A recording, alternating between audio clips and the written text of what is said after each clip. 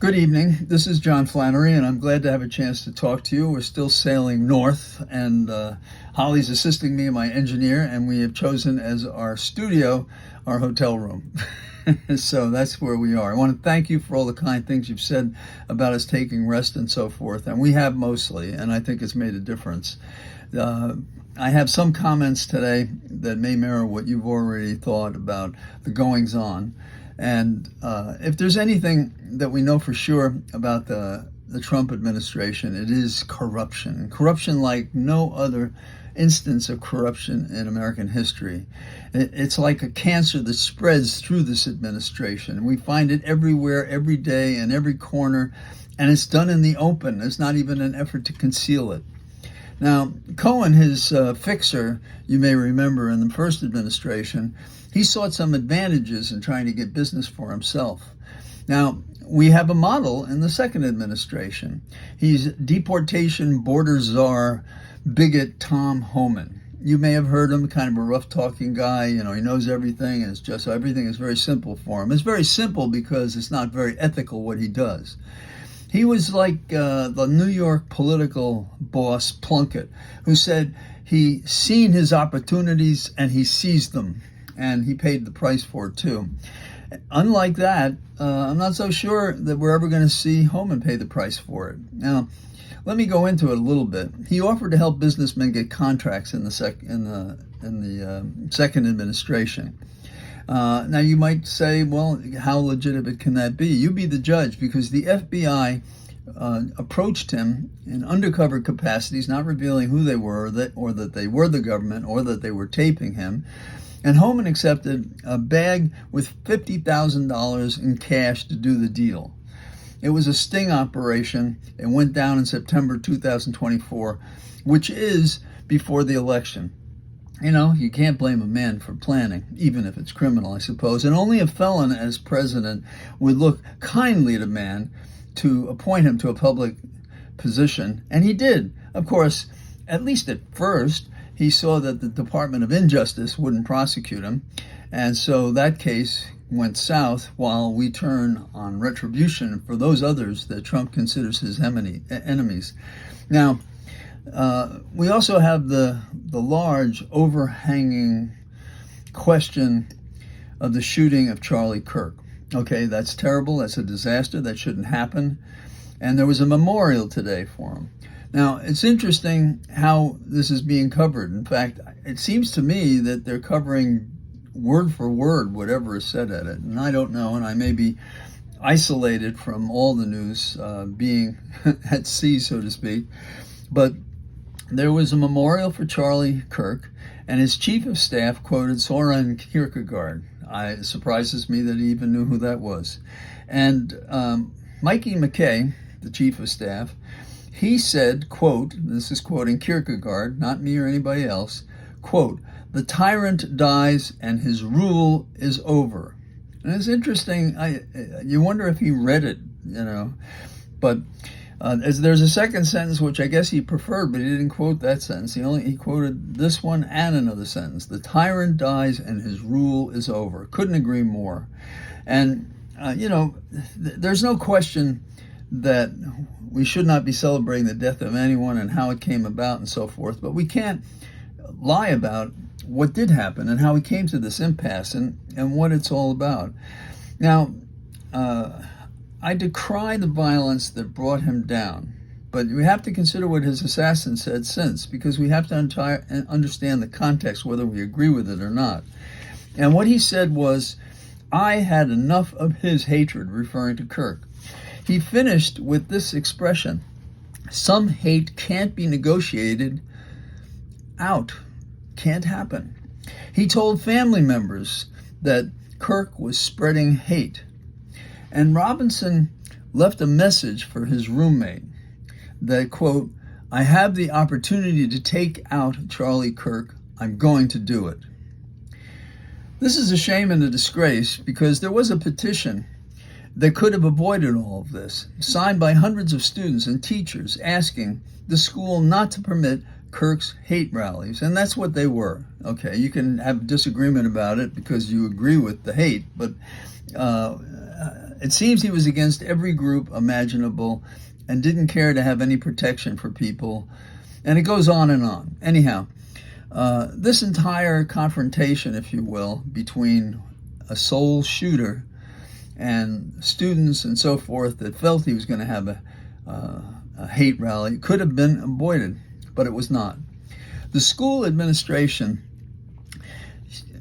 by its indifference, created a tinderbox, and one man who felt the hate and found an outlet for that hate joined him and Kirk in their own destruction. This didn't have to happen. And it's not going to be improved if we're going to lie about the facts all the time. There are those at the memorial who, and this is no exaggeration, compared Kirk to George Washington, to JFK, and to Martin Luther King. Can you imagine anything more outstanding and unbelievable and unsupported by facts and reasonable opinion? But Representative Luna, she's heaving hyperbole. And sleepy Dr. Ben Carson also spoke.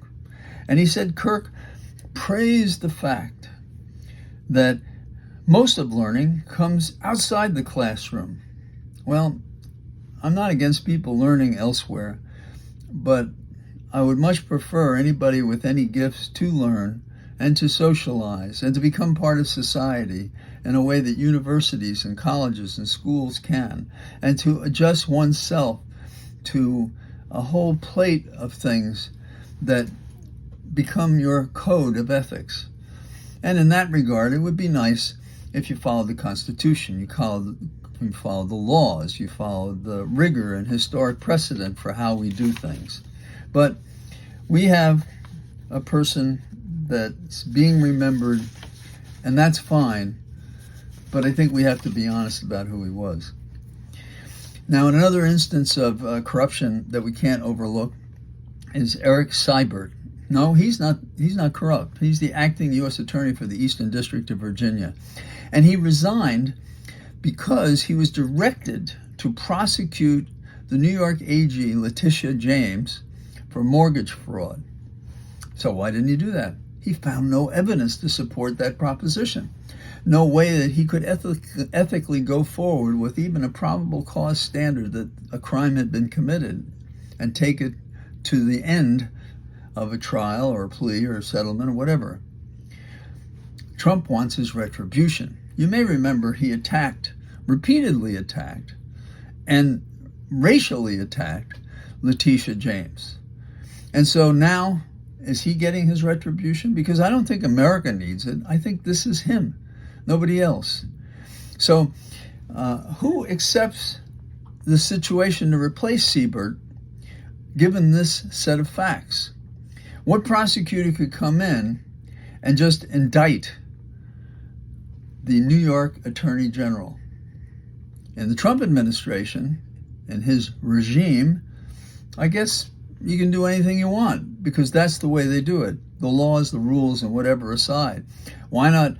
I'm going to edit myself here, but of the ways that you conduct this job, having been a federal prosecutor and known a lot and been a defense counsel in federal and state cases, what kind of lawyer accepts a situation in which they have no ethical compass? Now, of course, maybe the successor for Eric Seibert won't prosecute either. He'll come to the same conclusion. Will Trump replace that lawyer? But the lawyer that is proposed was Trump's defense counsel in the classified document case in Florida. So how do you get through the eye of the needle in that case? I think that's pretty tough. Finally, for those of us who still wonder how the Epstein case will come up, and it comes up worse every day for Trump. And the most recent addition to the discussion about Epstein is Stacey Williams. She says Trump ran his hands all over her in the presence of Epstein in 1993 in Trump Tower. She was dating Epstein at the time. She said this was some weird game they were playing. She was a Sports Illustrated model, and it seems that it was like a game these two were playing, both Trump and Epstein. Epstein brought her over and allowed Trump to have his his assault, if you will, on her person. Assault is, in criminal law, is an unconsented touching. And he was doing more than touching. He was grabbing and running his hands up and down her body. And there's a notion in criminal law, and maybe common sense, and it's called similar acts. If a person has a certain way of doing things and they seem to be specifically isolated and identifiable to the person who does it, then you can introduce that evidence against another crime. Trump seems to have thought of himself as the lover of the century, like everything else. And that would be fine if he was with a person of age and who consented. Stacey Williams did not consent, though adult, to him having his way with her. And 1993 was a different time for how women were treated and men got away with it. This is a sorry conclusion to my report today, that we have such corruption abounding.